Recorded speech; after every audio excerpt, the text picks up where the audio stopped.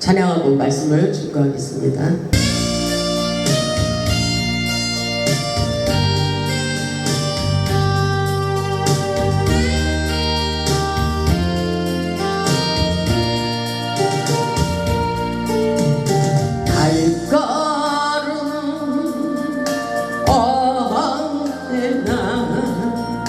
주를 향해 걸었습니다.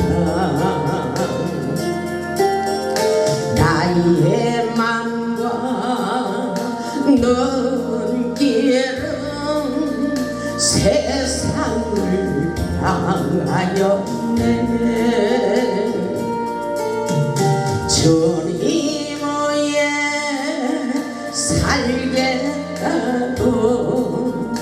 맹세한 나의 고백, 바람결에 날리어 흩어져 버렸네. 나의 주여 이제는 용서하소서.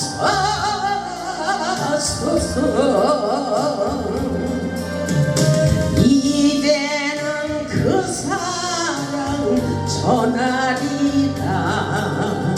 이 세상 끝날까지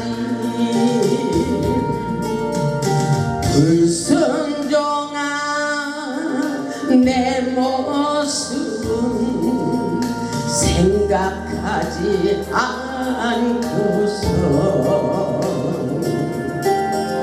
괴로울 땐 세상만을 원망하며 살았네.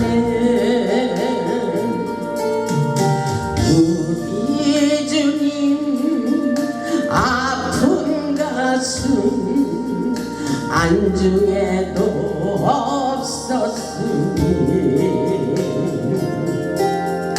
먼 길 떠나 가는 발길 무겁고 괴로웠네. 나의 주여 이제는 용서하소서.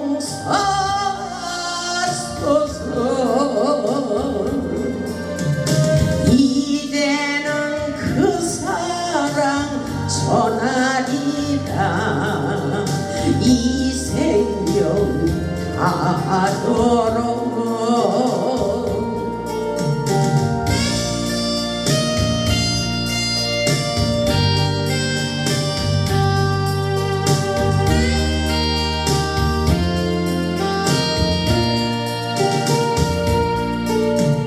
눈을 감고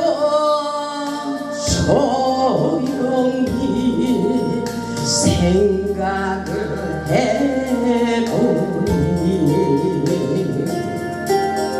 지금까지 살아온 길 주님이 인도했네. 외면하지 않으시는 우리 주님 때문에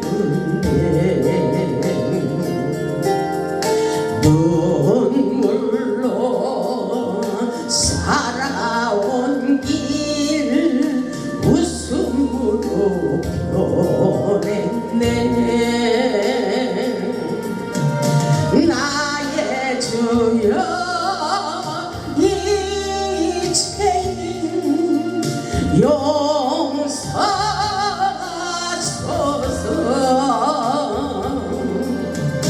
이제는 그 사랑 전하리라.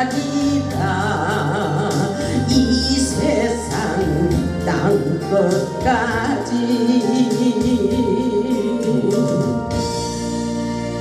아멘. 오늘 말씀의 제목은 다니엘을 통해서 일하시는 하나님입니다. 다니엘을 통해서 역사하시는 하나님, 우리가 믿는 하나님은 오늘도 살아서 역사하고 계십니다. 우리가 믿는 하나님은 기도하는 사람을 통하여 능력을 주시고 하나님의 역사를 주관하고 계십니다. 본문의 말씀을 보면 다니엘은 기도의 사람이며 성령의 능력과 비상한 지혜가 있는 사람입니다. 다니엘은 하나님의 영이 충만하여 늘 민감성을 잃지 않았습니다. 우리도 그렇게 되기를 바랍니다. 다니엘의 근본적인 지혜는 하나님께로부터 오는 신령한 영을 받았기 때문입니다. 다니엘의 지혜는 모든 사람들에게 큰 영향력을 끼치게 하는 것을 볼 수가 있어요. 오늘날 이 시대에도 다니엘과 같이 기도하는 지혜로운 사람이 있어 시대적으로 큰 영향력을 끼치는 하나님의 군대들이 세워지기를 주님의 이름으로 축복합니다. 본문의 말씀을 보면 느부갓네살의 아들로 불리는 벨사살 왕이 등장합니다. 벨사살 왕은 어느 날 그의 귀족 1000명을 초대하는 거대한 잔치를 베풀었습니다. 벨사살이 왕으로 앉은 바벨론의 궁전은 바로 쾌락의 궁전이 되고 말았습니다. 벨사살의 실수는 하나님의 신을 멀리하고 하나님의 신을 떠나고 성전에서 쓰는 물건을 함부로 다루며 살아계신 하나님을 모독하는 행위를 함으로 죽임을 당하게 되는 것을 볼 수가 있습니다. 우리는 그래서 세상에서 하나님이 안 보여도 하나님이 보시고 계시다는 사실을 믿고 잘 살아야 됩니다. 본문 1절에 있듯이 벨사살 왕이 그의 귀족 1000명을 위하여 큰 잔치를 베풀고 그 1000명 앞에서 술을 마십니다. 이 말씀을 보면 벨사살 왕이 그의 귀족들 1000명과 큰 잔치를 베풀고 술을 마시며 잔치를 하고 있는 장면의 말씀입니다. 이 말씀을 보면 그의 귀족 1000명을 위하여 큰 잔치를 베풀었다는 것입니다. 그리고 1000명 앞에서 술을 마시고 있어요. 술이 문제입니다. 본문 2절을 보면 벨사살이 술을 마실 때에 명하여 그의 부친 느부갓네살이 예루살렘 성전에서 탈취하여 온 금은 그릇을 가져오라고 명하였으니 이는 왕과 귀족들과 왕후들과 후궁들이 다 그것으로 마시려 함이었더라. 이게 바로 문제인 것입니다. 3절을 보면 이에 예루살렘 하나님의 전 성소 중에서 탈취하여 하나님의 성전에서 물건을 탈취해 가지고 왔다는 것입니다. 그것을 하나님이 보셨어요. 하나님의 모든 것을 보고 계신다는 것을 우리는 깨달아야 됩니다. 아멘. 하나님의 전 성소 중에서 탈취하여 온 금그릇을 가져오매 왕이 그 귀족들과 왕후들과 후궁들과 더불어 그것을 마시더라. 이렇게 말씀하고 있어요. 하나님께서 제사 드릴 때 사용하던 기구들로 술잔을 삼고 술을 마시며 하나님의 성전에서 못된 짓을 하는 것을 보게 됩니다. 하나님께서 우리의 눈으로 보이지 않는다고 성전에서 쓰는 물건을 함부로 써서는 안 된다는 것입니다. 하나님께서 우리의 행동을 다 보시고 계시다는 것을 우리는 잊어서는 안 됩니다. 본문을 보면 그들이 술을 마시며 하나님을 찬양하지 않고 다른 신들을 찬양하고 있는 것을 볼 수가 있어요. 우리는 시대를 바라보며 영적인 분별력을 가지고 판단할 수 있어야 됩니다. 하나님의 은혜, 성령에 취한 자들은 알만한 사람들은 다 알고 분별할 수가 있습니다. 하나님을 찬양하지 않고 다른 신들을 믿고 찬양하는 것을 보고 우리 하나님께서 그냥 내버려 주지 않는다는 것을 우리는 깨달아야 됩니다. 본문 4절을 보면 그들이 술을 마시고는 그 금은 구리 새 나무 돌로 만든 신들을 찬양하니라. 어떤 것을 찬양하고 있어요? 다른 신들을 찬양하고 있다는 거예요. 하나님을 경외하지 않고 세상 유혹에 빠져 타락으로 가는 술 파티는 우리 인생을 망치게 한다는 것을 우리는 깨달아야 됩니다. 다른 신을 섬기는 것을 하나님이 기뻐하지 않습니다. 하나님께서 초자연적인 능력으로 벨사살 왕을 두렵고 떨리게 만들어버리는 것을 오늘 본문을 통해서 볼 수가 있어요. 본문 5절을 보면 그때의 사람의 손가락들이 나타나서 왕궁 촛대 맞은편 석회벽에 글자를 쓰는데 왕이 그 글자 쓰는 손가락을 본지라. 우리는 이 하나님의 역사를 영안을 열어 볼 수 있어야 됩니다. 아멘. 영적인 눈이 어두운 자는 아무리 말을 해도 못 알아듣고 영안을 열어서 볼 수 없다는 것을 깨닫고 우리는 영적으로 민감성을 잃지 마시기 바랍니다. 오늘 이 말씀을 보면 벨사살 왕이 의도했던 대로 잔치 분위기가 한창 고조되었을 때 갑자기 왕궁 촛대 맞은편 벽에 손가락들이 나타나서 글자를 쓰기 시작했다는 것입니다. 여러분 한번 실감해 보시기 바랍니다. 굉장히 두려운 역사예요. 벨사살 왕이 그것을 보게 되었어요. 생각만 해도 무시무시한 장면의 말씀인 것입니다. 벽에 새겨진 이 글을 바로 하나님께서 보낸 심판의 글이라는 것을 우리는 깨달아야 됩니다. 하나님은 지금도 살아서 역사하고 계십니다. 하나님께서 보다 참을 수가 없었기 때문에 벨사살 왕에게 나타나신 놀라운 초자연적인 기적의 역사라고 볼 수가 있어요. 본문 6절을 보면 벨사살 왕이 그 석회벽에 쓴 글자를 보면서 깜짝 놀라는 것을 볼 수가 있어요. 6절을 보면 이에 왕의 즐기던 얼굴빛이 변하고 무엇을 보고 석회벽에 글자를 쓰는 것을 왕이 보고 사람의 손가락으로 글씨를 쓰는 것을 보고 얼굴빛이 변했어요. 그렇게 즐겁게 술을 마시던 벨사살 왕이 완전히 두렵고 떨리는 마음을 가지는 것을 볼 수가 있어요. 6절에 보면 이 왕이 즐기던 얼굴빛이 변하고 그 생각이 번민하여 넓적다리가 녹는 듯하고 그의 무릎이 서로 부딪힌지라. 무엇 때문에? 하나님께 죄를 졌기 때문인 것입니다. 이 말씀을 보면 이를 지켜보는 왕은 얼굴빛이 변하고 넓적다리 마디마디가 녹는 듯하고 그의 무릎이 서로 부딪힐 정도로 놀라움과 두려움에 떠는 것을 볼 수가 있어요. 갑자기 나타난 왕궁의 벽에 쓰여진 글씨가 눈앞에서 어른거리고 지워지지 않기 때문인 것입니다. 본문의 벨사살 왕은 이것을 확인하고자 바벨론의 술객과 점쟁이와 지혜자들을 불러다가 그 글을 읽고 해석하게 하였으나 아무도 해석하지 못하는 것을 볼 수가 있어요. 왜냐하면 하나님께서 보여주신 것은 아무나 보이는 게 아니에요. 영안의 눈을 떠서 볼 수 있는 영안의 예리한 통찰력을 가져야 돼요. 이것은 능력자만이 볼 수 있고 해석할 수가 있다는 것입니다. 그래서 바로 그때 하나님께서 준비된 다니엘에게 기회를 주시며 비상한 지혜의 영을 받아 그 의문을 풀어주는 것을 볼 수가 있어요. 본문 7절을 보면 이렇게 말하고 있습니다. 왕이 크게 소리질러 술객과 갈대아 술사이의 점쟁이를 불러오게 하라. 바벨론의 지혜자들에게 말하고 누구를 막론하고 이 글자를 읽고 그 해석을 내게 보이면 자주색 옷을 입히고 금사슬을 그의 목에 걸어주리니 그를 나라의 셋째 통치자로 삼을 것이다. 이렇게 말씀하고 있습니다. 다니엘이 신령하고 민첩한 지혜의 영을 받은 것을 사람들에게 인정받게 되는 준비된 역사가 일어나고 있습니다. 기회는 바로 준비된 자에게 주어지는 것입니다. 하나님께서 다니엘을 통해서 놀라운 기적의 역사를 많은 사람들에게 보여주는 것처럼 이 시대에도 기도하는 한 사람을 통해서 하나님의 역사를 이루어 가십니다. 다니엘처럼 문제를 푸는 탁월한 능력이 있어야 치리자가 될 수가 있는 것입니다. 다니엘에게 기회가 찾아왔어요. 8절을 보면 그때 왕의 지혜자가 다 들어왔으나 능히 그 글자를 읽지 못하며 그 해석을 왕께 알려주지 못하고 있었어요. 9절을 보니까 그러므로 벨사살 왕이 크게 번민하여 그의 얼굴빛이 변하였고 귀족들도 다 놀라고 있을 그때에 다니엘이 등장하는 것을 볼 수가 있어요.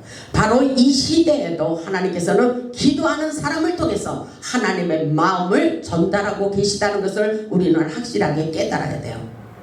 하나님의 영적인 역사는 말씀만 가지고도 안 돼요. 능력을 받아야 되고 지혜와 계시의 영을 받고 하나님의 마음을 깨달을 수가 있어야 되는 것입니다. 하나님의 뜻을 전달할 수 있는 선지자의 사명이 있어야 된다는 것을 깨달을 수 있기를 주님의 이름으로 축복합니다. 다니엘의 소문을 듣고 초청을 하게 되는 장면의 말씀입니다. 어쩌면 하나님께서 준비된 자에게 다니엘과 같이 기회를 주신다는 사실입니다. 10절을 보면 왕비가 왕과 그의 귀족들로 말미암아 잔치하는 궁에 들어왔더니 이에 말하여 이르되 왕이여 만수무강하옵소서. 왕의 생각을 번민하게 하지 말며 얼굴빛을 변할 것도 아니나이다. 11절에 보면 이렇게 말하고 있어요. 왕의 나라에 거룩한 신들의 영이 있는 사람이 있으니 곧 왕의 붙인 때 있던 자로서 명철과 총명과 지혜가 신들의 지혜와 같은 자니이다. 왕의 붙인 느부갓네살 왕이 그를 세워 박수와 술객과 갈대와 술사 점쟁이의 어른을 삼았으니 이때의 12절을 말씀이 중요합니다. 이때 다니엘이 나타나고 있어요. 왕이 벨두사살이라 이름하는 이 다니엘은 마음이 민첩하고 아멘. 12절의 말씀을 생각하면서 여러분이 이 능력을 받으시길 바랍니다. 다니엘은 마음이 민첩하고 지식과 총명이 있어 이렇게 말하고 있어요. 능히 꿈을 해석하며 은밀한 말을 밝히며 의문을 풀 수 있었나이다. 이제 다니엘을 부르소서. 그러시면 그가 다니엘이 꿈의 해석을 해드릴 것입니다. 이렇게 말하고 있어요. 정말 이 말씀 중요해요. 저도 사역을 하면서 이 말씀을 읽고 저도 이 다니엘과 같은 비상한 지혜를 달라고 기도했더니 하나님께서 저에게도 비상한 지혜를 부어주셨습니다. 왜냐하면 모든 은밀한 말을 밝히며 의문을 풀 수 있는 능력자가 되기 위해서입니다. 아멘. 다니엘처럼 능력을 가진 문제 해결사가 되어야 돼요. 아멘. 다니엘은 영적인 사람이며 기도하는 자였기 때문에 하나님께서 비상한 지혜를 부어주셔서 하나님의 위대한 역사를 증거하고 보여주시는 것을 볼 수가 있습니다. 14절에 보면 내가 내게 대하여 들은 중 내 안에는 신들의 영이 있으므로 아멘. 내가 명철과 총명과 비상한 지혜가 있도다 하였도다. 아멘. 이 능력을 받으시기를 주님의 이름으로 축복합니다. 다니엘의 비상한 지혜, 총명이 있고 명철이 있고 비상한 지혜가 내 안에 있도다 이렇게 말하고 있어요. 이 능력을 받을 수 있기를 주님의 이름으로 축복합니다. 16절에 보면 이 말씀을 하십니다. 내가 내게 대하여 들은 중 너는 해석을 잘하고 너는 해석을 잘한대요. 꿈 해석을 잘한다죠. 의문을 푼다 하도다. 아멘. 이 능력을 받아야 돼요. 성령은 통달의 영이에요. 그래서 최고의 상담자는 누구입니까? 만능의 박사님 성령님께서 다 가르쳐 주십니다. 아멘.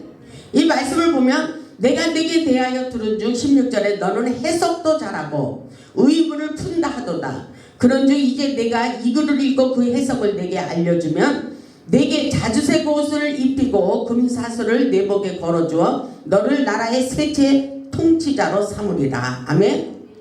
하나님의 갑본이라고 볼 수가 있어요. 다니엘을 하나님께서 쓰시기 위한 하나님의 뜻이 있다는 것을 우리는 확실하게 깨달아야 돼요. 17절을 보면 이렇게 말씀하십니다. 다니엘이 왕에게 대답하여 이르되 왕의 예물은 왕이 친히 가지시며 왕의 상급은 다른 사람에게 주옵소서. 그럴지라도 내가 왕을 위하여 이 글을 읽으며 그 해석을 아뢰리다. 이렇게 말하고 있어요. 다니엘을 보세요. 이렇게 진실하고 정말 나에게 뇌물을 바치지 않고 셋째 통치자로 삼지 않아도 나는 하나님의 능력을 받았기 때문에 하나님의 은혜로 꿈 해석을 해준다는 것입니다. 이렇게 진실한 마음을 가져야 돼요. 겸손함을 마음을 가져야 돼요. 그리 아니하실지라도 다니엘은 왕의 궁금증을 풀어주겠다고 하는 것을 볼 수가 있어요. 이런 사람이 되어야 돼요. 다니엘의 비상한 지혜를 하나님께서 주셨기 때문인 것입니다. 꼭 뭐 뇌물을 바치고 그렇게 해야지만 능력과 축복을 받아서 하나님의 역사를 이루어 드리는 것이 아니라 우리는 진실하게 하다 보면 하나님께서 다 알아서 축복해 주시는 것입니다. 바로 거기가 어디입니까? 호레산 제단이에요. 저는 하나님께서 성령으로 상담하기 때문에 다 가르쳐 주셔요. 모든 것을 다 가르쳐 주셔요. 그리고 와서 그 사람 상담하러 올 건데 이렇게 말해. 그 사람이 이런 일이 있고 이런 일이 있어. 이렇게 말할 때가 있어요. 그렇게 말하지 마세요. 제가 그래요. 모든 걸 다 가르쳐 주지 마세요. 하나님은 가르쳐 주지 않아도 성령님께서 모든 것을 알게 하십니다. 아멘. 진짜 능력이 이런 거예요. 그 사람에 대해서 기도하고 엎드리고 하나님 앞에 어떤 사람이 상담 온다고 했어요. 그러면 저는 그 사람을 놓고 기도합니다. 하나님, 이런 사람이 상담하러 온다고 하는데 하나님께서 주실 말씀이 무엇인가요? 이렇게 물어보면 하나님께서 이런 말을 해라, 이렇게 말하라, 이렇게 해서 다 제가 메모를 합니다. 그래서 들어왔을 때 다 말을 하면 깜짝 놀래요. 그 사람이 묻고 싶은 거를 다 성령님께서 가르쳐 주는 것입니다. 이것이 진짜 하나님의 능력이지 뭐가 능력이겠어요. 다니엘의 비상한 지혜가 있도다. 아멘. 그 역사가 호레산 제단에 저를 통해서도 일어나고 있습니다. 아멘. 하나님이 가르쳐 주신다니까요. 시대를 알게 하시고, 아멘. 경제를 알게 하시고, 세상이 보이게 하시고, 사람의 마음을 심령을 꿰뚫어 보게 하시고, 이 모든 것이 하나님의 전능하신 능력의 역사라는 것을 우리는 깨달아야 됩니다. 아멘. 저를 통해서도 시대를 보게 하십니다. 지금 이 시대가 어느 시대, 어떤 사람, 어떤 정치가, 어떤 사람은 어떻고 저떻고 하나님께서 기도하다 보면 가르쳐 주시면서 이 사람을 놓고 기도해라, 이렇게 가르쳐 주십니다. 이 사람은 문제가 있다, 이럴 때가 있어요. 이것은 다 하나님의 역사입니다. 이 나라 민족을 통치하시는 분도 바로 하나님의 전능하신 하나님의 역사라는 것을 우리는 깨닫고 다니엘처럼 비상기도를 해야 될 때가 바로 이때인 줄 믿으시기 바랍니다. 오늘 보면 18절에 보면 이렇게 말씀하고 있잖아요. 왕이여, 지극히 높으신 하나님이 왕에 붙인 느부갓네살에게 나라와 큰 권세와 영광과 위엄을 주셨고, 19절을 보면 이렇게 말씀하십니다. 그에게 큰 권세를 주셨으므로 백성들과 나라들과 언어가 다른 모든 사람들이 그의 앞에서 떨며 두려워하였으며 그는 임의로 죽이며 임의로 살리며 임의로 높이며 임의로 낮추었더니, 이거를 하나님이 보고 계셨던 거예요. 자기 마음대로 사람을 죽이고 그렇게 자기 임의대로 그렇게 교만한 마음을 가지고 통치하는 것을 보고 하나님께서 그냥 내버려주지 않는다는 것을 깨달아야 돼요. 20절에 보면 그가 마음이 높아지며 뜻이 완악하여 교만을 행함으로 그의 왕위가 폐한바되며 그의 영광을 빼앗기고, 아멘. 이런 역사가 일어나고 있어요. 하나님이 보고 계시기 때문인 것입니다. 21절을 보면 사람 중에서 쫓겨나서 그의 마음이 들짐승의 마음과 같았고, 이렇게 비유하고 있어요. 그의 마음이 들짐승과 같은 마음을 가지고 사단의 세력, 악한 어둠의 영에 사로잡혔다는 것입니다. 또 둘나기와 함께 살며 또 소처럼 풀을 먹으며 그의 몸이 하늘 이슬에 젖었으며 지극히 높으신 하나님의 사람 나라를 다스리시며 자기의 뜻대로 누구든지 그 자리에서 세우시는 줄을 알기에 이르렀나이다. 이게 문제가 있는 거예요. 자기의 뜻대로. 그는 하나님 앞에서 교만하여 임의로 사람을 세우고 자기 마음대로 사람을 세우고 준비되지 않아도 인간의 생각으로 사람을 세우고, 아멘. 자기 마음대로 사람을 자르고 자기 마음대로 사람을 죽이고 그의 마음은 짐승보다도 못한 행동을 하고 있다는 것입니다. 지금 우리나라 높은 권력자들에게도 하나님의 징계가 나타나고 있습니다. 정치계나 종교계나 영적 타락으로 인하여 하나님의 심판이라고 생각할 수 있어야 됩니다. 우리 하나님은 오늘날도 살아서 역사하십니다. 교만한 마음으로 똑같은 일을 되풀이하며 어리석은 범죄를 하지 말아야 된다고 말씀하고 계셔요. 우리 하나님이 다 보고 징계하고 축복할 자에는 축복을 주시고 징계할 자에게는 징계를 하신다는 것입니다.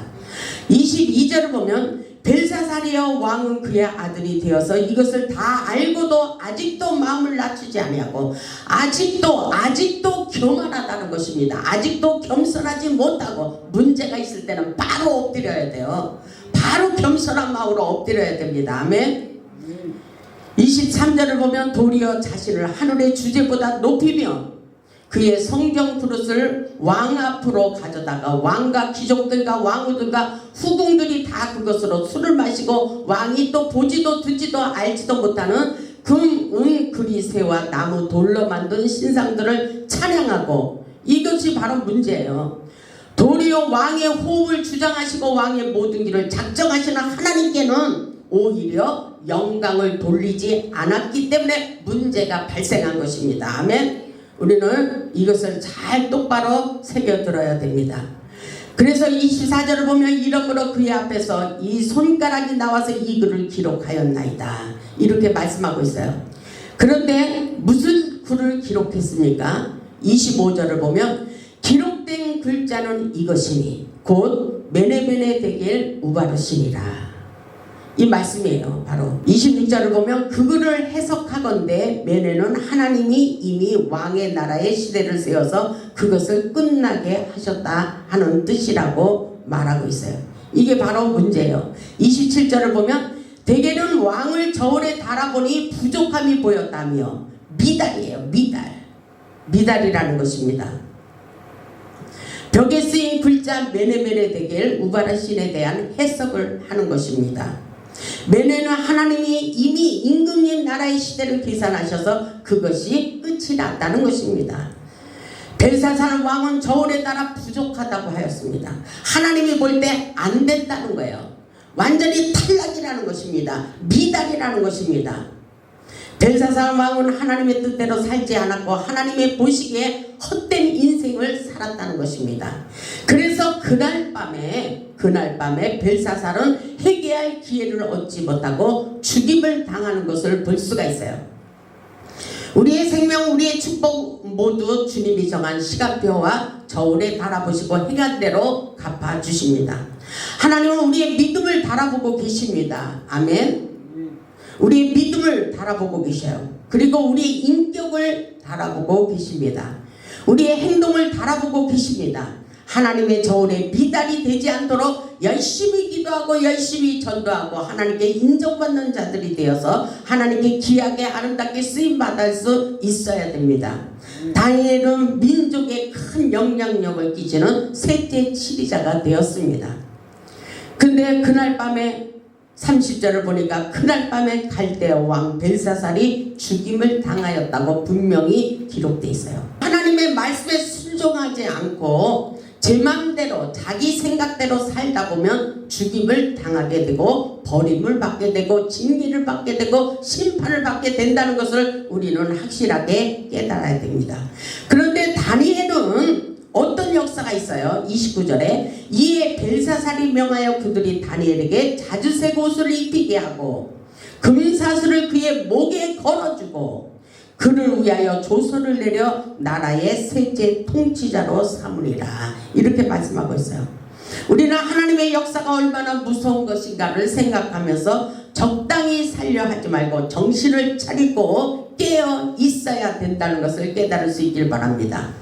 다니엘이 어떤 유혹과 고난 앞에서도 결코 그의 신념을 그치지 않은 것처럼 우리도 어떤 시련이 온다 할지라도 하나님의 말씀에 순종하며 믿음의 법을 잃지 마시기 바랍니다.